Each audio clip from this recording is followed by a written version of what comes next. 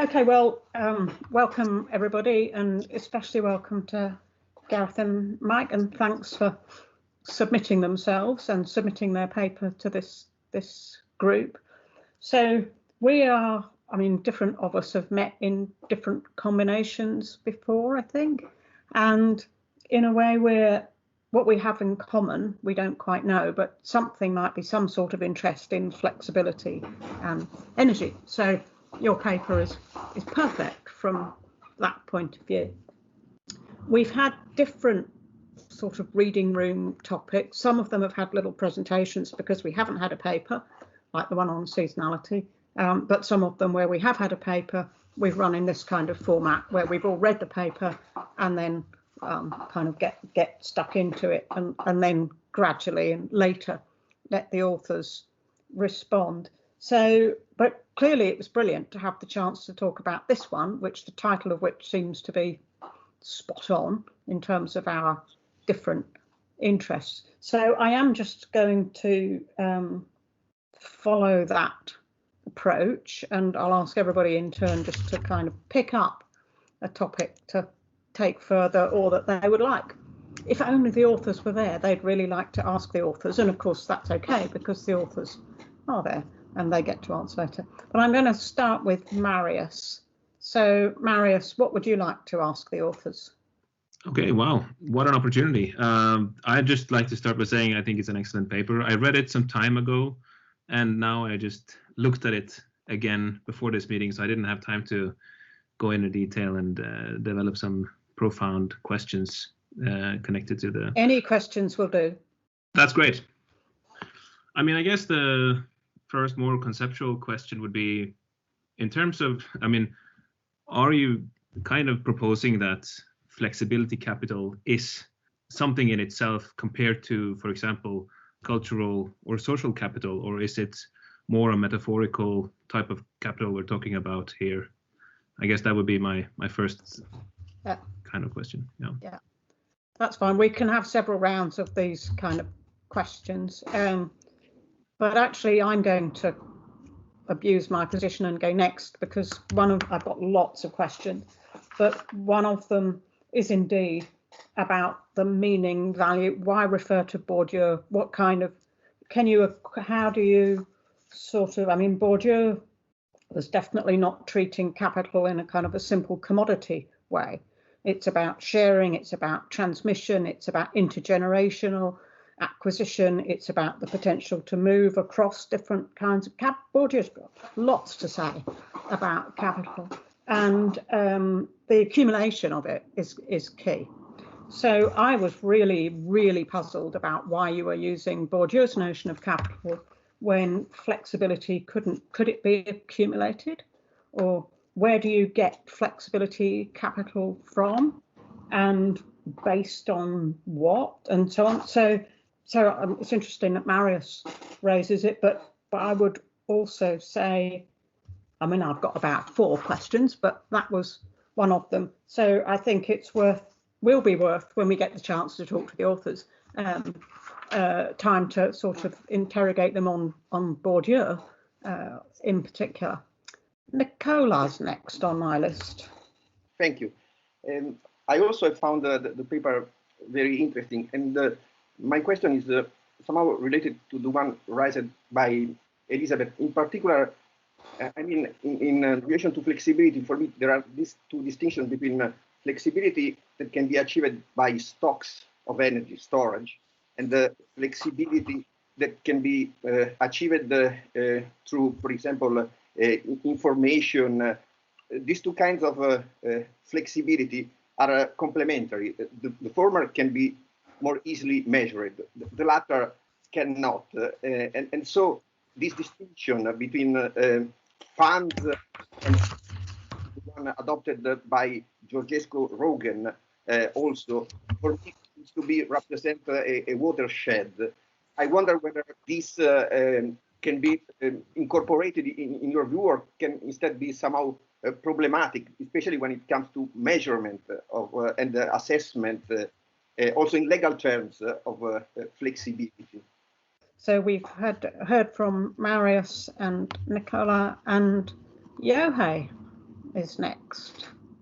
Do you have any questions for the authors? Oh, thank you very much.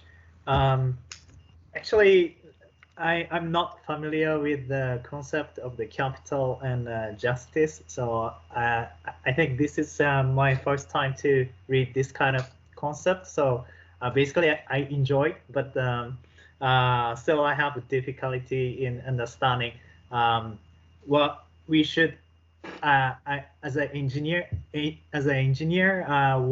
what we should learn from this, and how we should change our practice as an engineering researcher. So that's my question.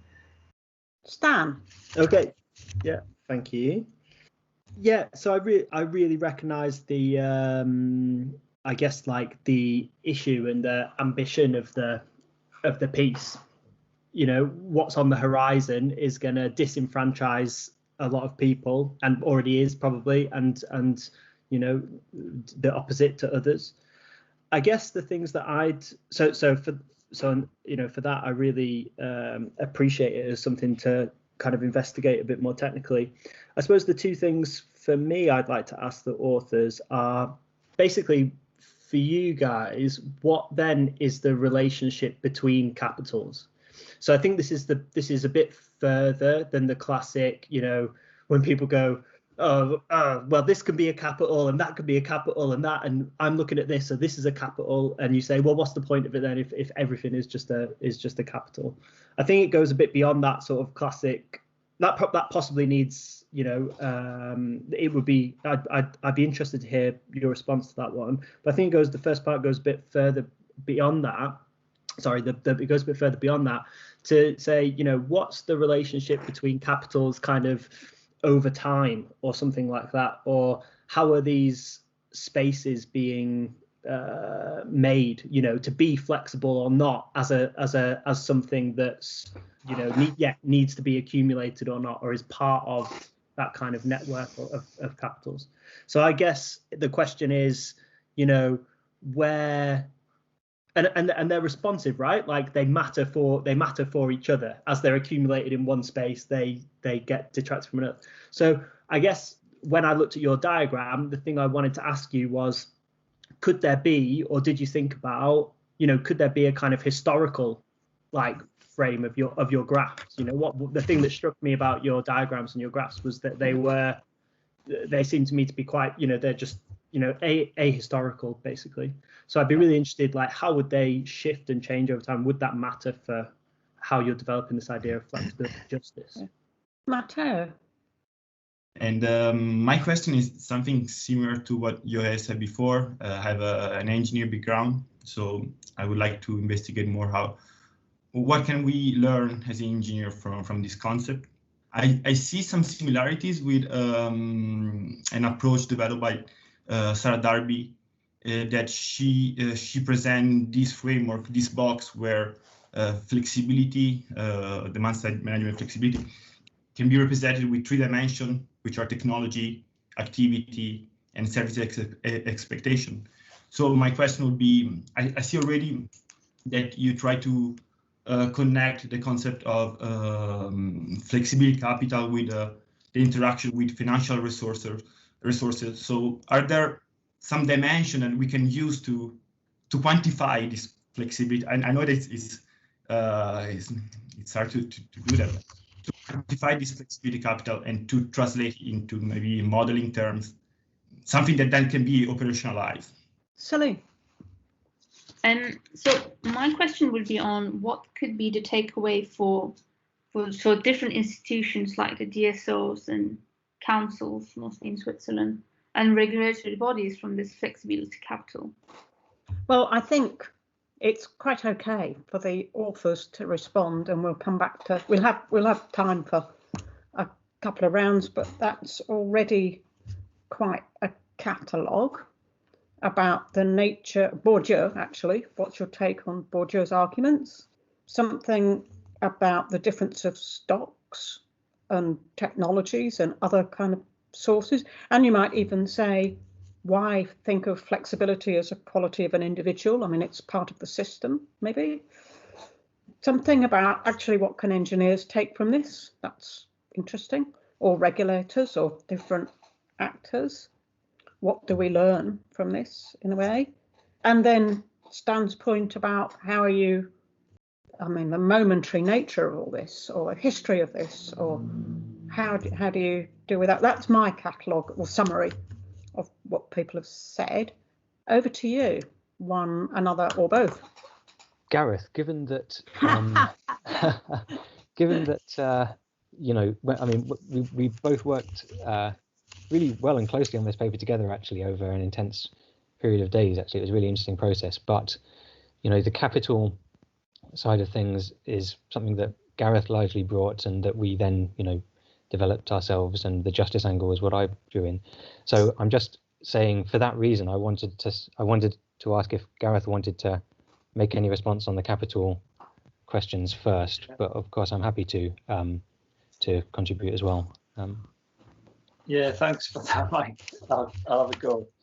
So it's nice to have this chance to have such a conversation about the paper, and more generally about these ideas. And I think the paper was very deliberately, and this is, you'll probably spot my get out of jail card, it was a provocation. It's a short paper that tries to open up these conversations rather than nail them down, and that's hopefully the spirit in which we can try and have the chat. So the idea of capital kind of came from two points of origin, I suppose. One of them being Bourdieu and the sense in which social capital has value and has some qualities and characteristics. Cultural capital has value for those that have it, and particularly these two forms of capital vary geographically in between people and places. They tend sometimes to run in families or have, you know, bestow benefits on those that hold them, and they're not kind of randomly just lying around the world. They are already kind of accumulated in particular ways as a result of, you know, history, basically, and political economy. Sorry, but that there was something about people's flexibility and the flexibility of practices more broadly, because this work kind of came alongside some other work that we were doing at the time on the flexibility of practices, the flexibility of everyday life and energy use. And we do want to say in the paper kind of the openness up to it as a way to think about how flexibility is distributed and where it has accumulated in the economy and society more broadly. That wasn't entirely specified by existing theories of social and cultural capital. So it started to just become a way we were talking about this kind of capital, and at the same time was a kind of a growing critical engagement with sort of political economy and people like David Harvey's understanding of how capital accumulates and drives economies. This paper had quite a long gestation, in that I've certainly tried to publish this stuff about flexibility capital over a number of years, and some of you on the call may have been unlucky enough to have to review that, I'm not sure, but I wasn't very successful in getting that published, probably for good reason. But what we've ended up with is a heuristic sense that there is something about the flexibility of people's practices as regards energy use, but also the flexibility with which they can navigate the job market and other aspects of the economy, that we just don't feel was sufficiently captured in other writing about capital. So we added flexibility to it and tried to advance this idea that flexibility does have some inherent value that those who hold it can benefit from, but it has, you know, as we've said, it's the other thing about it, I think, is that we've tried to emphasize it is very socio-technical, and that at least one of the axes in which you can start to specify it in some more detail is the degree to which it is based on people's ownership of, access to, and competence around technology, and on the other hand, their own personal readiness, possibly willingly or possibly kind of reluctantly, to flex their own lives. So I'm not sure that's a comprehensive answer, but it's an honest answer. But it's really good to have a bit of context, and especially about having tried to get these ideas out there before and struggling with that. I have to say I haven't reviewed anything, by the way. All right. Well, but I think there's probably, we can come back to the broader question of temporality versus flexibility a bit later on. But there were other questions, so maybe Mike, you'd like to pick up some of the others? Yeah, sure. I mean, just a very brief kind of observation on the capital point, though. I think for me, it's one of the most useful functions it serves. Again, and to some extent, mainly as a heuristic, as Gareth mentioned, is that it does I think so often there's a risk of looking at a company or a household or even an individual and sort of expecting that if you introduce a product with the right incentives, you can click your fingers and suddenly this ability to be flexible, maybe with some complications, might be able to be realized or might be able to appear.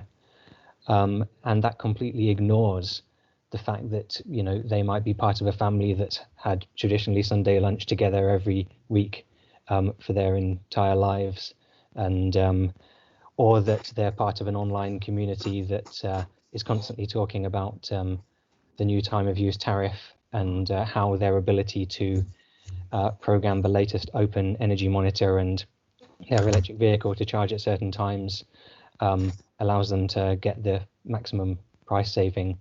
With all of that knowledge having come at a cost, and potentially a cost of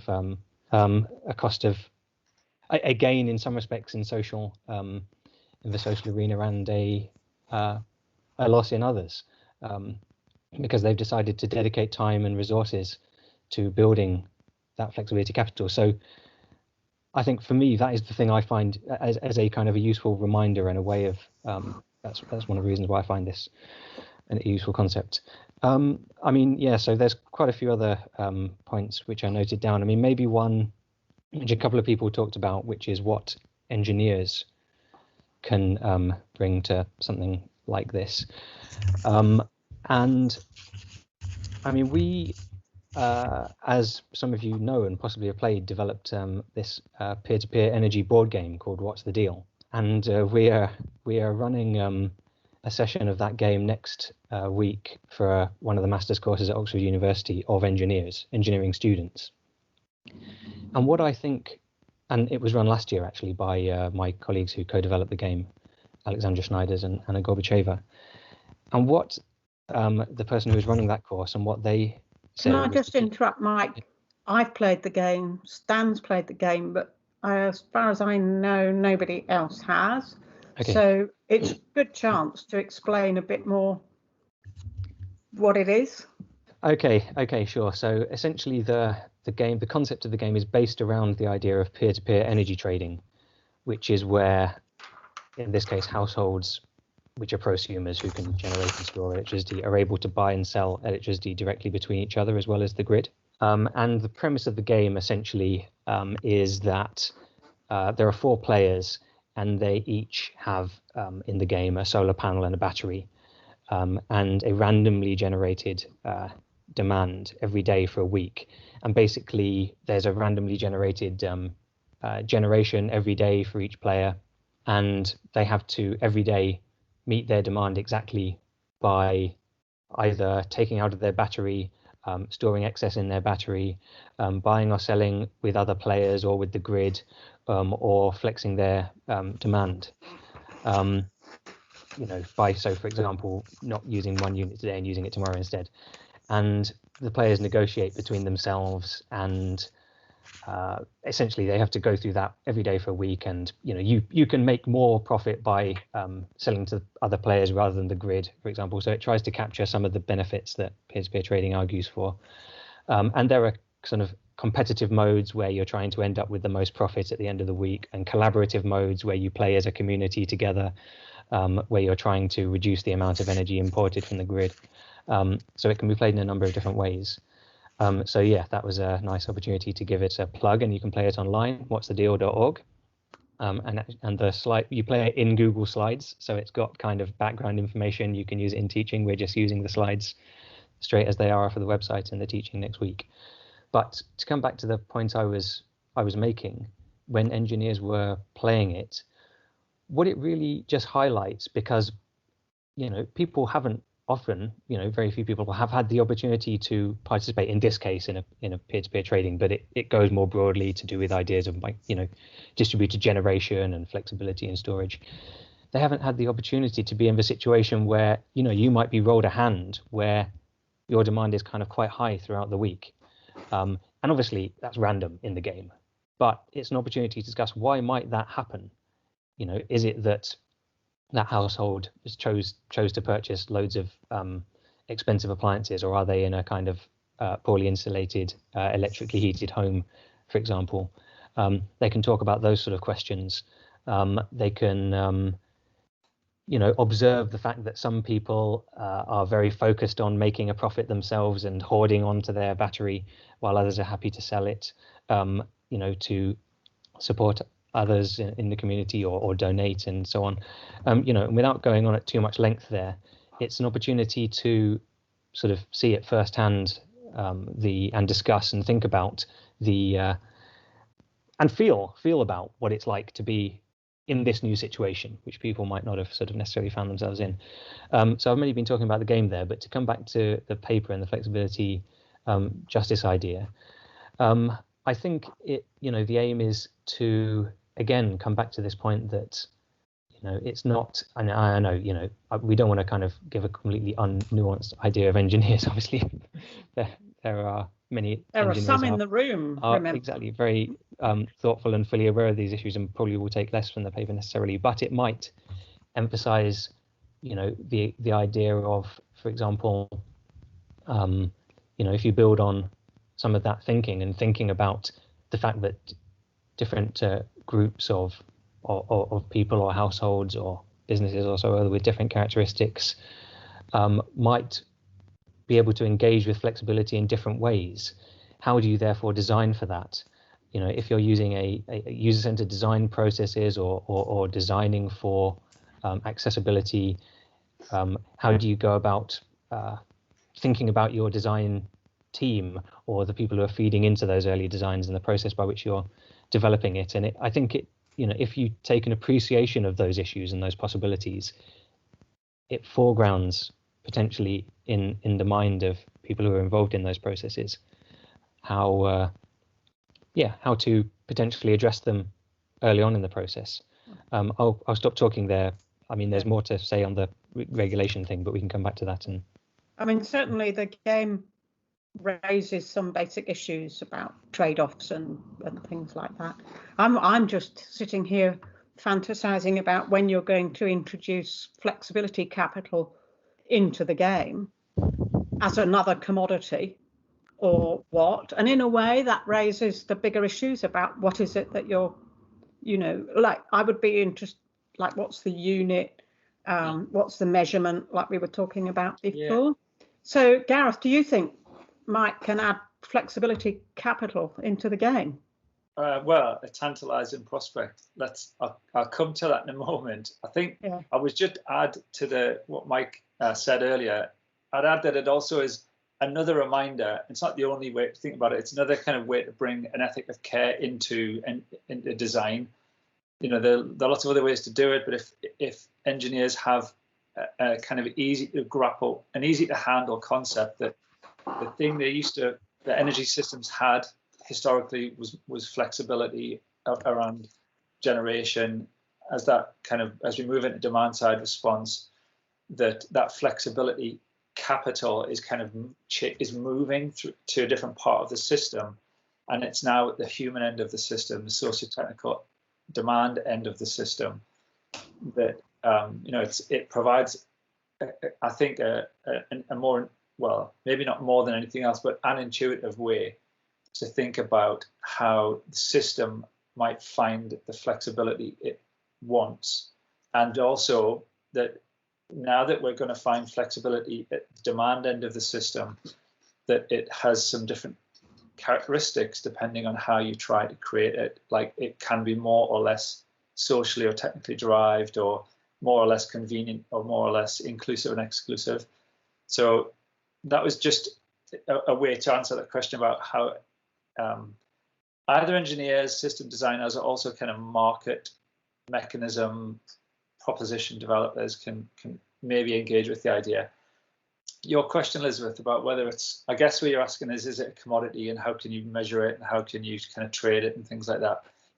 What's occurred to me is that although it's kind of tempting to call it a commodity, it's sometimes looks more like a service rather than a good. It's more like something that is provided rather than something that you buy and then have.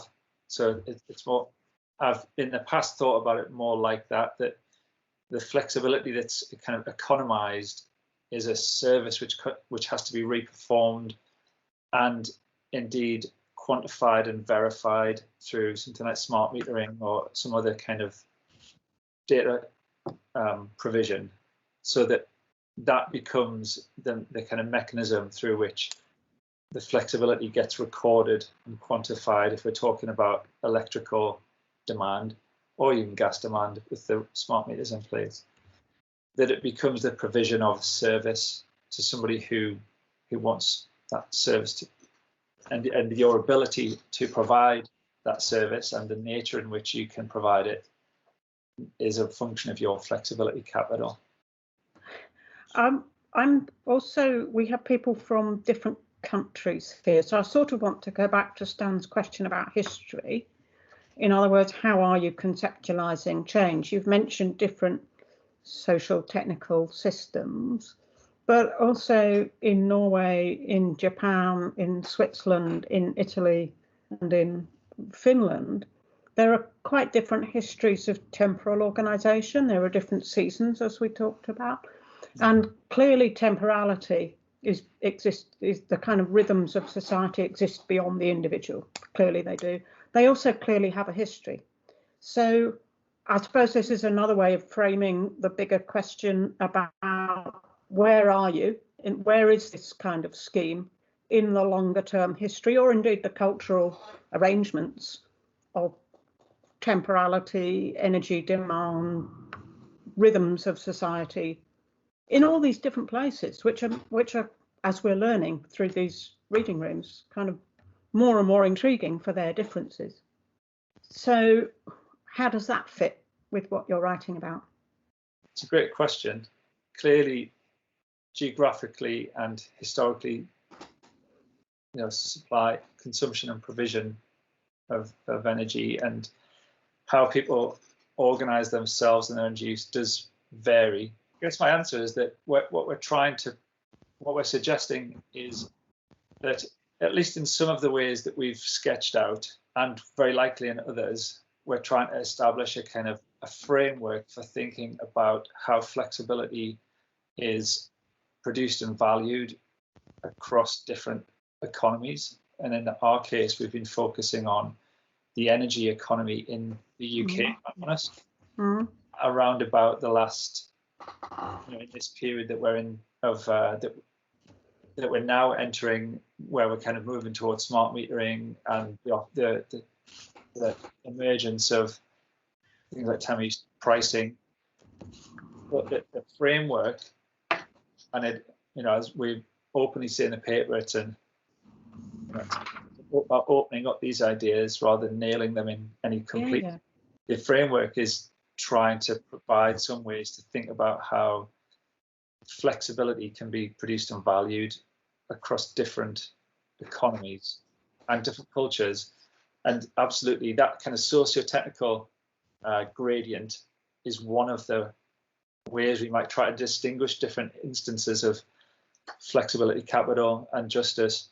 But another might be the degree to which it runs across or varies across from supply to demand. And I guess what we're seeing here in our context, the movement And what we're problematizing is the movement toward assuming that it can be provided at the demand end in an increasing way, but that in other contexts, as you're saying, that those kind of sliders are set differently.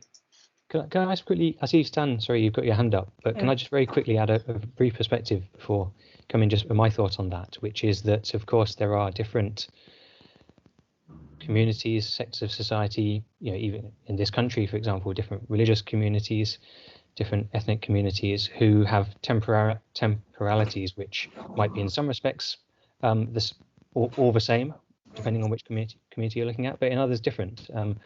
The ways in how religious observance of particular days of the week and holidays and so on are conducted. Those obviously have long histories, have been going along for a long time before the introduction and, as we imagine, the increase of, in the energy area, the potential role of, when certain activities are performed, having an impact on, for example, very immediately how much you might pay, for electricity to do certain things, which might suddenly then find, that there are certain dimensions of difference, whether it's on, I gave the example of religion there, but it could be any other that you choose to be interested in, which has historically determined certain rhythms of life, might have suddenly quite different outcomes.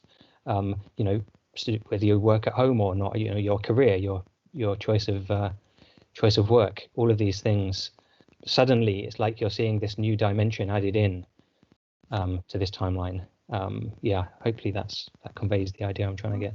Stan's got his mouth full now, that's the problem. No, I'm good. Sorry, apologies. It's like mukbar, isn't it? You have to watch me eating. Sorry. I suppose I was trying to think about it. I was thinking about a little bit because we wrote a paper with Elizabeth and Peter on conceptualizing flexibility, and I was sort of putting my mind there and thinking, this question actually is one that I do find really interesting, which is basically how is flexibility, for lack of a better way to put it, like different for different groups, made and making different groups, and to recognize what you're calling flexibility and injustice. I suppose what I'd be, if I was, and I think it's a really interesting problem, but what I'd be interested to think about is an example. So you have this example, and it's, I think it's a good example maybe to focus on, but and I recognize it's kind of like a simple example as well. It's like train times and peak travel time or something like that. And, in a way, it's a really clear one because either you have the money to get the peak time train or you don't, or you have the capacity, I guess, read a middle or upper class job or white collar job to be able to work flexi time or something like that. You don't have to be at a certain place at 8:30 to, do labouring or something like that. But I suppose then it's back to this question of the two things: the relationality or the relation between those times. So they're a product, of that we want those jobs to be there at that time or something like that. And the relationship between, I suppose, economic and cultural capital, and then flexible capital that you want to add in. So I suppose the whole point about Bourdieu is that cultural capital, what counts as cultural capital, moves right through the groups, and it's not really the content that matters; it's the exclusion of the things. And so too, then the times and places, it's not really the specific, it's not the fixed times and spaces that matter. It's the exclusion from those times and spaces that are made and that are also relational, so they matter for each other and shape each other over time, like the peak time shifting or something, I guess. Yeah, so I guess, I don't know, I'm thinking it's just when you're talking, it's making me think of this, and I suppose that's why I'm asking a bit about the history and the movement and the making, because at times in the paper it reads as if, and in a way it's true, that you know, either you have the ability to be flexible or not at this present moment in history. And if you can be flexible, then, you know, you're probably in a particular group. And if you can't, then you're probably in a different one or something like that, or you have these effects for you. But then that begs the question, is this just, you know, does it all just boil down to economic capital then? Is flexibility and justice just injustice, basically? That was a bit of a long way around to say that, sorry.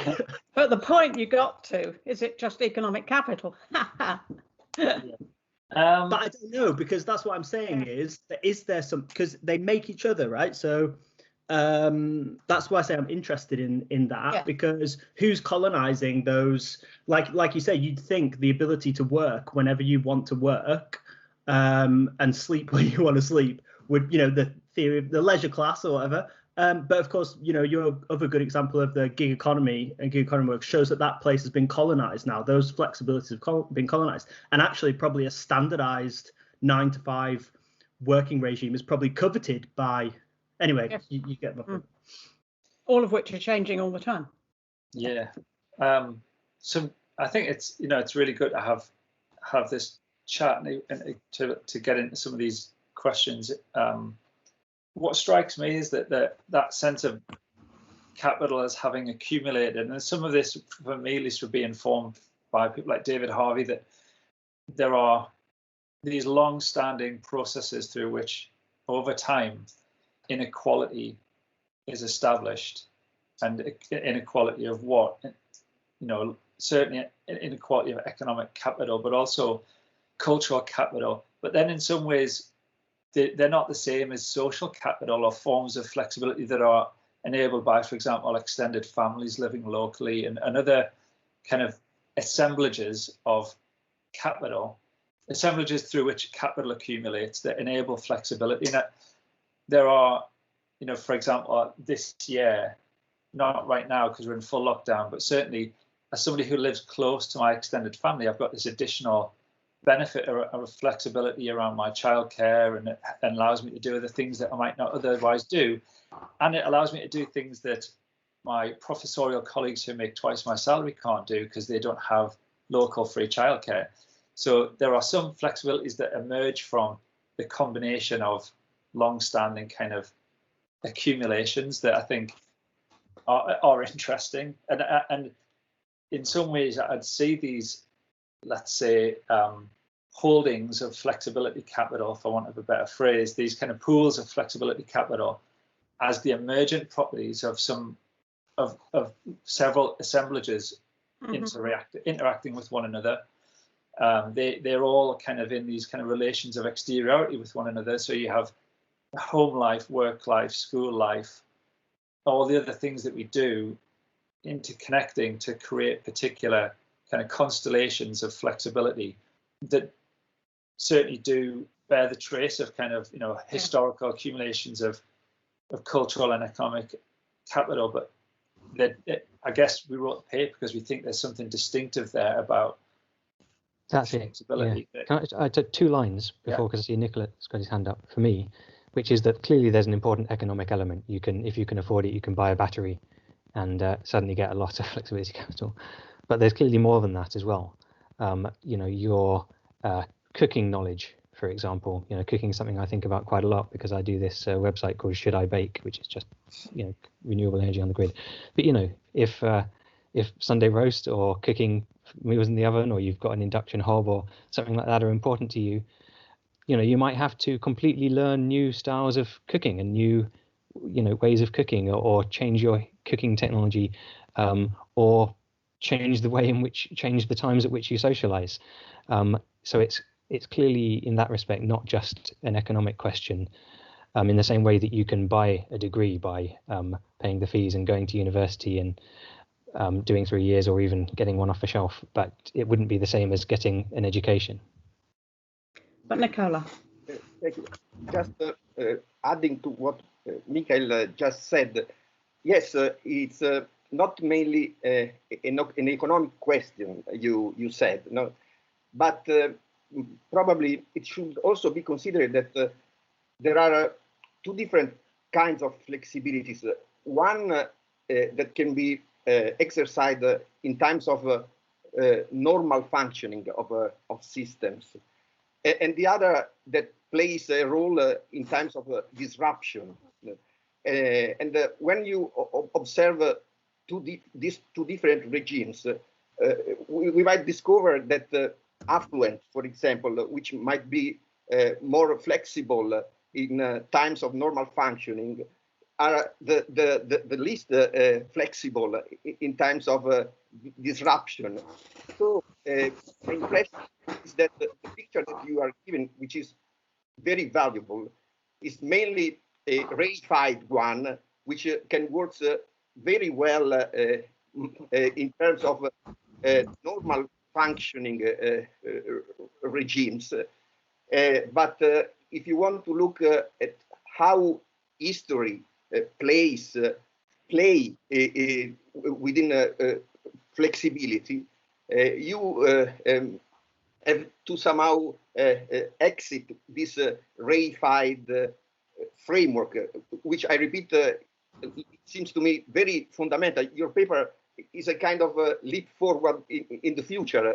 For me, imagining at how engineers and people working in economics might want to implement a flexibility concept. But I have the impression that it has to be restricted to this reified world, which is not actually the world story of flexibility. Thanks for that, Nicola. So, I mean, one of the things I've taken from that is I think I'm kind of interpreting what you're saying correctly in saying that you're identifying or kind of reminding us that there are these kind of flexibility under normal circumstances, which might be normalized or become a part of market provision or system design that may or may not be just or may or may not be fair for everybody or for everyone differently. But then there are other flexibilities which are more exceptional, and that those things are actually just as important, but we haven't yet looked at those. Is that? No, I meant that your picture is very enlightening, but and works much better in times of normal functioning. You can implement a concept of flexibility justice in times of normal functioning. You will have real troubles if you will try to implement the same concept in times of disruption. And so in the concept you are proposing can work very well under an engineeristic point of view, an economic point of view, but it cannot probably be pretended that you can englobe the whole story of flexibility, and probably it would be clearer now if the picture would be restricted and presented just within this reified regime of normal functioning, which is a very artificial one, because renewables and the way they would be, if they want to implement it, take us in something which is very artificial, because flexibility linked to seasonality, for example, might change and be not very useful in this regime, because when we are all interconnected, the sun that goes off becomes less relevant because I can take the energy from elsewhere, and so everything becomes extremely artificial. And your picture works very well within this artificial regime. It seems to me, at least. I think you make a really good point, and it certainly makes perfect sense to me, and I would recognize it as a pretty accurate reading of what we have and haven't focused on thus far, and certainly gives me, and I would imagine Mike, food for thought about where the limits of the framework are, but also where we might move our thinking about developing it further. Nico. Yeah, thanks for the invitation, and thanks for the opportunity to listen to this. This is a theme that I've been myself and with my colleague Sini Numminen trying to put also thoughts forward, and we will be presenting in I guess in March in the reading room. So great to be here. I was thinking of kind of continue from what Nicola said about normal and intermittent. I was kind of thinking of the same things, but more in terms of kind of evolution of or unfolding of time, where we may first have something that looks like disruption, something is not available where it used to be, and over time then different people or different groups of people might adjust to a kind of a new rhythmicity. So that's kind of like a second level ability to react, and I think it's fundamentally different also in this disruption versus normal sense, because firstly it kind of unfolds in time, and then it's not apparent that those who kind of readjust their rhythms might be somehow worse off. So the kind of the justice question really is kind of like open when we start to say that various resource scarcity is actually what they are doing is kind of disintegrating the shared social rhythms that we have. So you have kind of multiplicity of new rhythms or slightly altered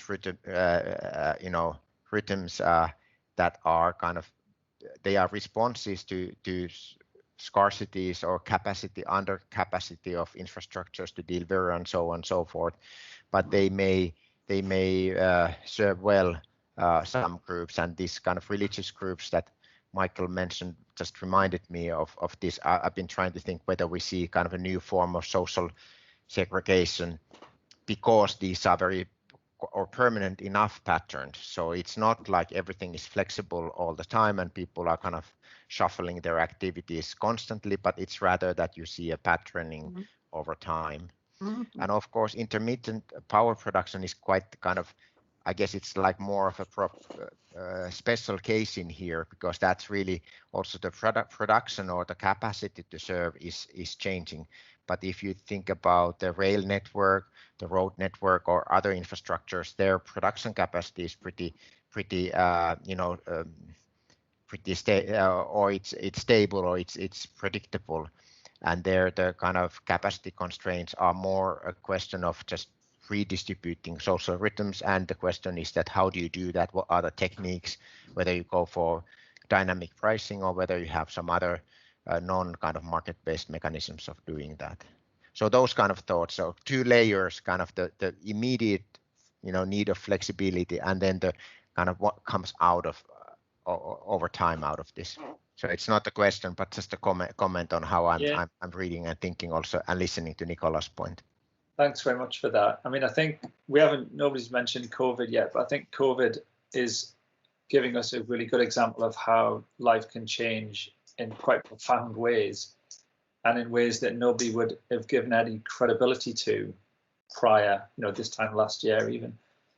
This kind of sense in which the disruptions can lead to these new polyrhythms or the school day. I'm speaking from a personal perspective, but I think more broadly the school day as having this huge structuring effect on the rhythm of the day, that having been removed is creating all sorts of new practices that many of them digitally enabled, like we're doing now. I mean, my 6-year-old's doing a Zoom call right now as well. So we're seeing all sorts of new practices emerging, as we know. But whether and the ways in which they adopt and settle into new rhythms is fascinating, but certainly. Mike, and then I'm going to have a go.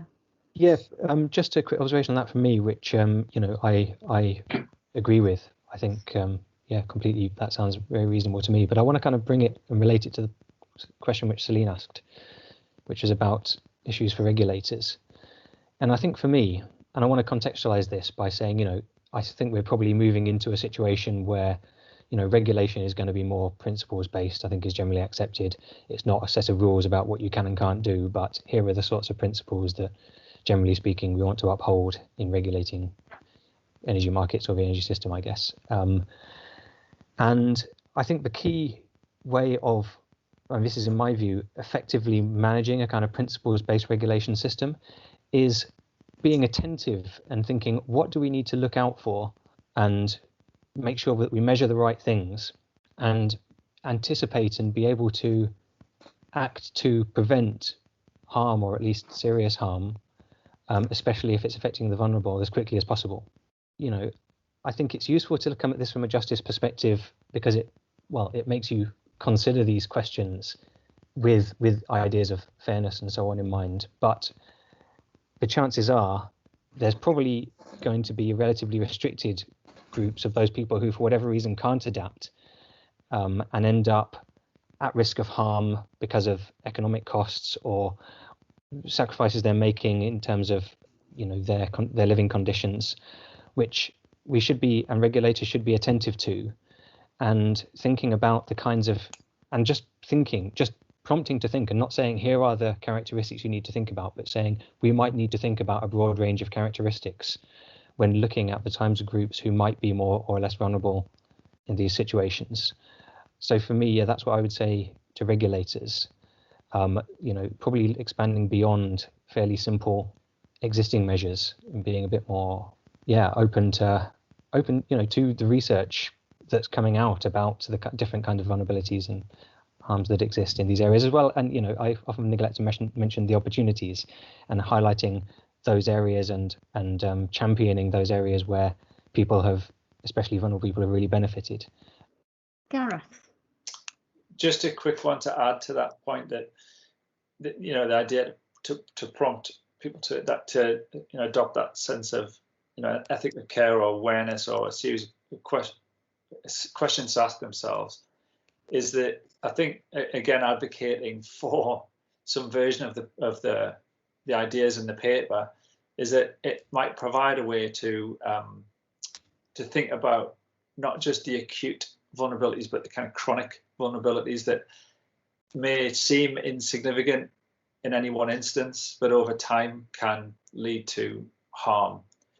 And this, for me at least, is one of the reasons why that kind of slider of locus of control and social to technical means of performing or providing the flexibility is helpful, because even if it's you know, a mild, but if a mild harm persists over a long period of time, that can clearly be problematic, and might not at the point of decision making be seen as you know, too problematic. I want to go back a step on the normal and the disruption. Yeah. So we haven't got Frank Trentman here, but he's a historian who's written about the unfolding of the permanent nature of disruption, that there isn't such a thing as normal ever, and that there's constant kind of shift, and that it's a political move to call it disruption or normality and these kinds of things. But I think it raises these bigger questions about to do what, and your equity and justice talk does that a lot more as well. In other words, and even these kinds of ideas about capacity, economic, temporal, socio-technical, flexible, whatever, the significance of it depends on being able to do what. Like, what is it that is valued in society? That's the kind of invisible backdrop to all of this discussion. And I suppose some of us are saying that's not a backdrop that's separate from the temporal constitution of systems of provision. It's one and the same, actually. The one creates the other. So I think there's, to put it really, there's something, I mean, to use your example of COVID, the question would be, is flexibility capital different now, given that the challenges and structure of society and what people are doing and what they're valuing is different? Has that changed flexibility capital itself, or the distribution of it? Or I don't know. I completely appreciate the struggle to think about this. We haven't got the answers either. So I definitely, you know, that's why we thought this was a good topic to discuss. It's not to say, come on, Gareth, give us the answer. It's like more an invitation to say, how do you think about these things then? I mean, what I was getting at earlier, and this is really kind of not explicit in the paper, I'm kind of increasingly thinking about it through assemblage. And Mike, feel free to answer as well. I don't mean to speak on behalf of Mike here. He's more than capable of doing that.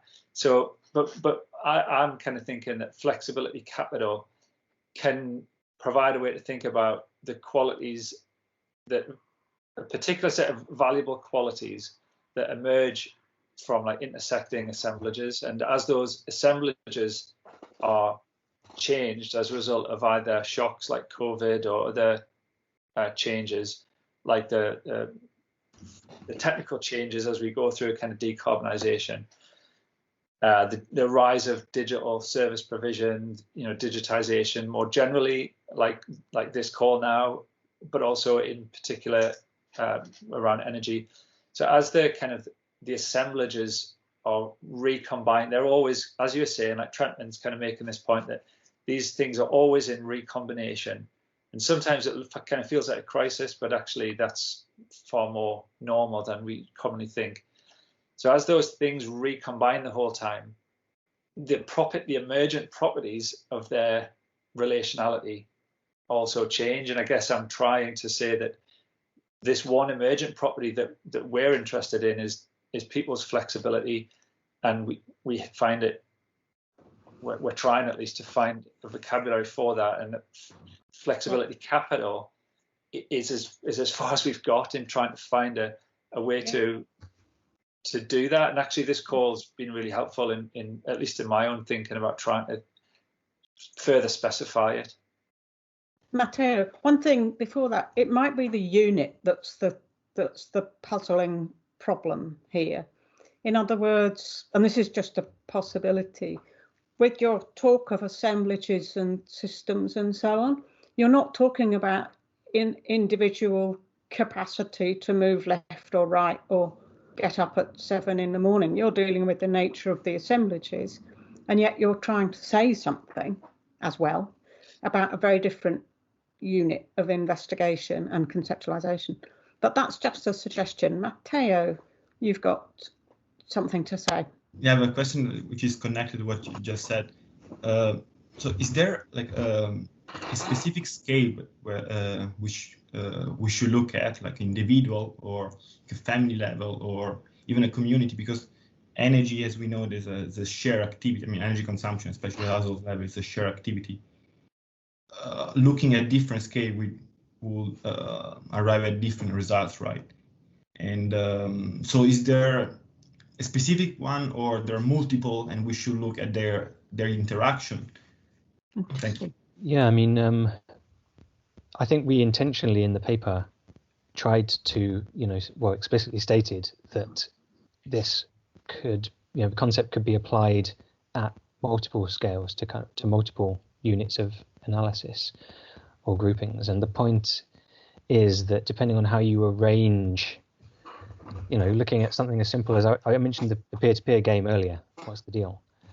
Depending on the version of that you play, the ultimate outcomes for the different players can be quite different depending on whether they're individual households competing against each other or a collective of households acting as a community, potentially subsidizing each other at times when there are shortfalls elsewhere within the community. And yeah, I'd agree in short that it can be applied at different scales, and in many ways it's about setting some boundary conditions for any particular inquiry or any particular intervention, and trying to free yourself from thinking in a hierarchical sense about scale, and more just that there are objects of inquiry, there are puzzles to solve, and whichever one you're working on, you can try and use this concept. I'm kind of picking up on Stanley's comment there that you can tell I'm struggling with Delanda. So I've used this phrase earlier on, relations of exteriority, which is in this kind of style of thinking that there are just multiple scales of inquiry and that they coexist with one another and have equal standing, so that the flexibility capital of a household can be analysed this way. The flexibility capital of a substation and a low voltage network could be analysed for its flexibility capital. And I would probably approach it in those ways, that the point at which you either want to do some research, or actually, you know, in the case of an engineering project that is, say, led by a DNO, that I wouldn't encourage them to read DeLanda, but I would encourage them to think about the flexibility capital that is circulating and where it's accumulated in whatever it is that they're trying to study or engage with or intervene in. So now I'm a bit more puzzled, I think, than I was before. You're welcome. I have been wondering, especially with the kind of engineering angle about storage and how you conceptualize storage and where that fits. But this idea that a substation could have flexibility capital has just momentarily fused me. I think that's because this is another suggestion, hypothesis, that actually you're using flexibility to stand for a number of different ways of conceptualizing temporality, which is what I was wondering about earlier. But never mind the flexibility capital of a substation. A substation is a certain size, it has certain capacities, it fits into certain temporal rhythms in different ways, fine. And now you can then layer onto that an idea that somewhere that permits different rearrangements of sequences or different moments in time. Why do we need to call that flexibility capital? I've gone back to where I was doing fine until that point, I think. The first thing I would say, Elizabeth, that without wanting to sound like Donald Trump, I think I misspoke in saying that it was a property of a substation. What I meant was the property of, say, a community served by a substation. So the low voltage network that exists, you know, past a particular, really any scalar collection of households and their homes and their technologies and their lives and everything. And I guess the short answer for why would we want to call that flexibility capital to me would be that it and I probably am, well, certainly I'm biased. I think it provides an accessible way to think about the things that you want to find and produce and probably manage in that place or space or network. And a lot comes with a series of kind of ethical concerns, a series of kind of socio-technical and justice implications. So it packages up, for us anyway, a number of useful things in an accessible language, which I think there's some value in trying to do that. Can we go back to storage then? Because this is another sort of another part of the puzzle. You mentioned storage a few times, and of course there's storage everywhere. Like there's no natural size of anything, and thin or thick or little or big or whatever is a kind of consequence of a whole gamut of different histories and arrangements within a home, across a network, whatever, whichever way, wherever you look, you have these kind of histories of size, of volume, and so on. And I mean, we've thought a bit about this in the Flexibility Project. In many ways, that's based on an assumption of normal. Like you keep so many tins of beans or milk because of a rhythm, a normal rhythm of shopping, a normal rhythm of consumption, a normal rhythm of bean eating, or whatever it might be. So all of these kind of little pockets, even in a supermarket, the size of the fridge freezers connects to the logistics chain, connects to these sort of things. So you could call that, I mean, or at least you could call that all about flexibility, because it's about managing the temporal rhythm and flow and the resources and so on. But if it's all about it, then what exactly, where does storage differently fit into a discussion of flexibility, which is not like just part of everyday life anyway, because everything is sized differently for those sorts of reasons. I mean, I suppose the question is, how are you thinking conceptualizing storage? Or this one. I can start talking with some, like, it was just my sort of conceptualization. So one of the things that we talked about, and this kind of relates to the spectrum on the kind of socio-technical spectrum, and whether capital is, derived primarily through technical means or social. And one of the things that we recognized about various kinds of storage, it almost wouldn't matter which, whatever you were talking about, is that to some extent it insulates those kind of activities of daily living from the ability to, or the actual ability to offer flexibility to the energy system.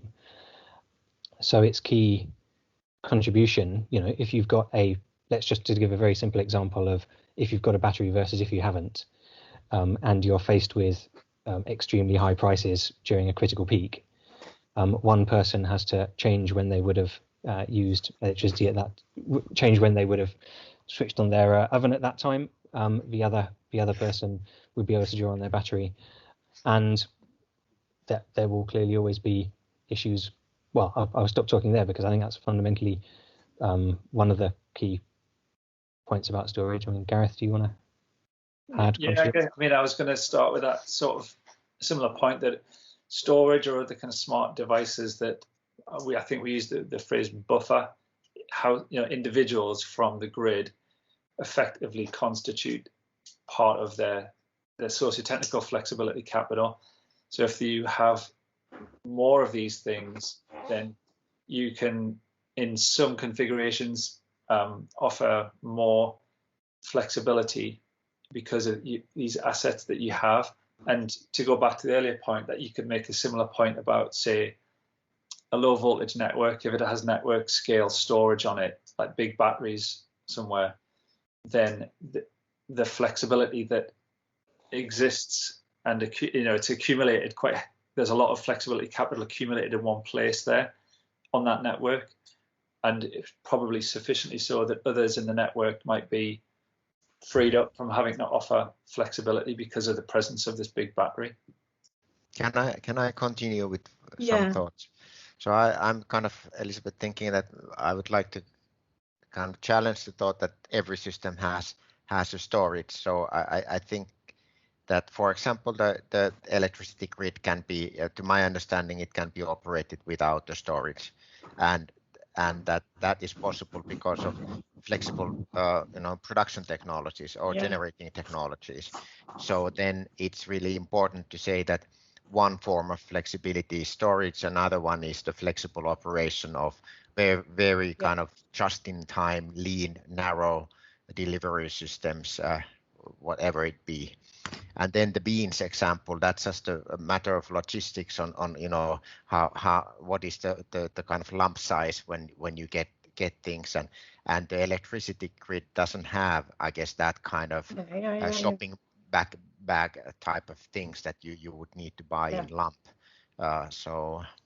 But for the first, the main thing, I guess, is that storage and flexible operation are two different things. Yeah. But I think both connect in some sense to scale or size. In other words, the total volume of customers is quite important for managing peaks and troughs, as we know. And that's not necessarily storage, but it is something about temporal response. So I agree with you there. Nicola. I just would like to follow up to what Nico and you said about storage, because there are really these two different kinds of flexibility. One thing is storage, and the other is having the possibility of being interconnected with the whole possible available energy sources which exist in the world, and having the possibility to use this energy that I know is there when I need it. And this second type of flexibility is really linked to the network and to the information that is available for me. storage can be measured and is much more similar to capital flexibility, because when you pretend to have a capital, you have something that is there and that you can measure it.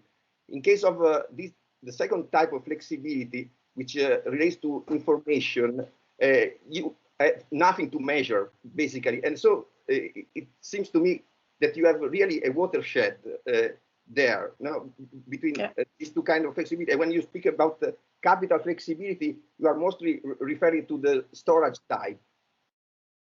I mean, I'm not sure if this is quite relevant to that. Very briefly, I think there's an important question as well about, a lot of this concerns what the sort of conversion value into money, essentially, of your flexibility capital is. There will be circumstances where the sale value of it is incredibly high. If you've got a very constrained substation, for example, the same household or the same business in the same circumstance its flexibility capital might be worth a lot more economically in those circumstances than where you've got, to mix with a situation, a much more highly interconnected system. In some respects, it doesn't affect the flexibility capital, just what it's worth. I mean, I will start with my last comment. I think it was a really good conversation and nice to have this mixture of people and nice to share our bumbling confusion, ours and everybody's, on what a complicated topic flexibility is, and actually how many different ways there are of thinking about it. So, I mean, it was really great to have this contribution to kind of engage with from different points of view. And it's clearly our unfinished business. I mean, that's okay. We've got more seminars to come and so on, and more years, hopefully, to get stuck into this. So Miko is next up. But I think this sort of struggle, that's what I mean. You begin to think you're getting onto something and then it all disappears again. I don't know. It's a tricky topic. But there are ways, and I think we're proving that there are ways of approaching it carefully and steadily and systematically. So basically, I'm finishing by saying thank you. But next to Stan, a last word. Unfinished business. I'm really keen on the ideas and the ambition, basically. And I think especially when we started getting a bit more Delandian and assemblage theory and thinking in terms of flexibility that's produced and affecting other parts, I think we were starting to open up some of that ground anyway. So great conversation, and hopefully keep them happening in this reading room and in other spaces as well. Can I a couple of things. First of all, to thank you all for engaging with the paper. It's nice to have a chance to talk to people about something you've written in this way and with high quality of engagement. That's really very much appreciated and does give us lots of food for thought, and indeed kind of moral support and encouragement in trying to continue to work on these ideas. I'm glad I didn't have too much notice, because I would have probably stressed about this meeting for about a fortnight in advance, and the fact that it came out of nowhere was probably a blessing, but I might have been a little bit more prepared. And that kind of stuff about assemblage and Delando is kind of where I'm at the minute. So I'm pleased to see that that's also what you found interesting. Just want to quickly add my thanks to Gareth. Thanks, Gareth, as well, for joining at such short notice. And real privilege. And I just finally wanted to say, the way we did this paper, for me and Gareth, like I said, we got together very intensively over a couple of periods of 2 days, lots of discussion. We actually wrote on a big screen together this paper. It was a really kind of enthusing process to go through, and I'm sure others of you have probably done stuff like that, but I hadn't before. But I highly recommend it for those who haven't. I look forward to We'll leave it there. Thank you all very much, and see you next time.